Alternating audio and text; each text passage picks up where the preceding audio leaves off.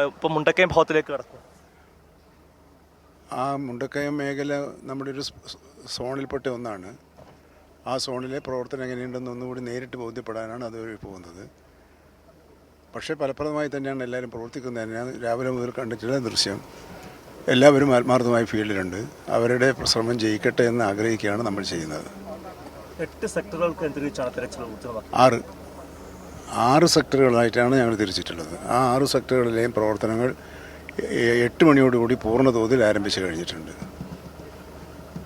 ഒത്തൊരുമയോടെ പ്രവർത്തിക്കുന്ന ഒരു കാഴ്ചയാണ് ഇവിടെ സാധിക്കുന്നത്. സന്നദ്ധ പ്രവർത്തകർ, ഇതൊരു അസാധാരണമായ കാഴ്ചയാണ്. മലയാളികൾക്ക് ഇങ്ങനെയും കഴിയുമെന്ന് തെളിയിച്ചൊരു കാഴ്ചയാണ്. ഈ കൂട്ടായ്മയാണ് ഈ നാടിൻ്റെ പുരോഗതിക്ക് അടിസ്ഥാനം.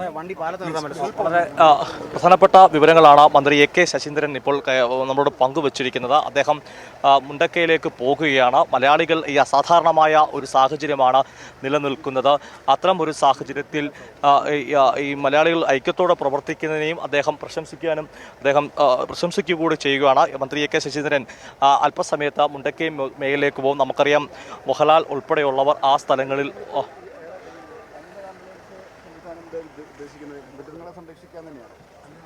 ആവശ്യമുണ്ടെങ്കിൽ അതുണ്ടാവില്ല. അവരെ ചിലപ്പോൾ അവിടുത്തെ കൊണ്ടുപോകേണ്ടി വരും, പോസ്റ്റ്മോർട്ടം ചെയ്യേണ്ടി വരും, സംസ്കരിക്കേണ്ടി വരും, തുടങ്ങിയ കുറേ കാര്യങ്ങൾ.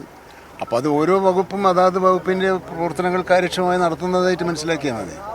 നല്ല ഏകോപനത്തോടുള്ള പ്രവർത്തനം നടത്തേണ്ടത്. എല്ലാവരും വളരെ ആത്മാർത്ഥമായ രംഗത്തുണ്ട്. ഇന്ന് രാവിലെ മുതൽ 6 സോണുകളിലെയും പ്രവർത്തനം തൃപ്തികരമായി മുന്നേറുന്നുണ്ട്. അതൊന്ന് നേരിൽ കാണാൻ കരുതിയാണ്. ശരി, ആനിമൽ ആംബുലൻസ് കൊണ്ട് മൃഗങ്ങളെ റെസ്ക്യൂ ചെയ്യുന്ന അത്തരം നടപടികളുണ്ടാവും. അല്ല, അതിനാണല്ലോ നമുക്ക് ആരെയൊക്കെ രക്ഷിക്കാൻ കഴിയും അതൊക്കെ രക്ഷിക്കല്ലേ. മൃഗങ്ങൾ ഈ കൂട്ടത്തിൽപ്പെട്ടതാണല്ലോ.